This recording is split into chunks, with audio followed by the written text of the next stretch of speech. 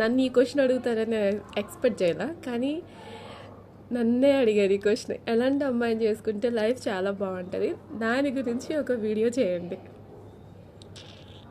Okay, నాకు తెలిసింది కొంచెం చెప్తాను, అడిగారు కాబట్టి. మీ ఎమోషన్స్ని అర్థం చేసుకునే అమ్మాయిని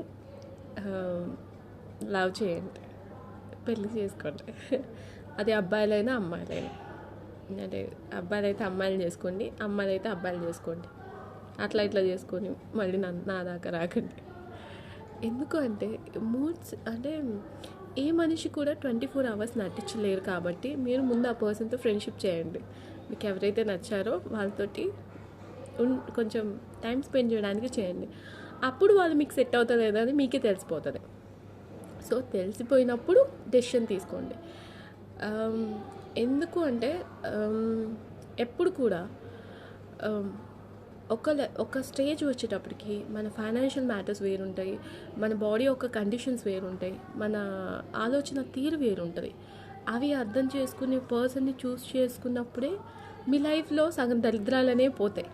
లేకపోతే దాన్ని పోయే కంపెనీ ఎత్తినేసుకున్నట్టు ఇంకాస్త కూరుకుపోతారు. So choose the right partner in right time, right relationship. Thank you.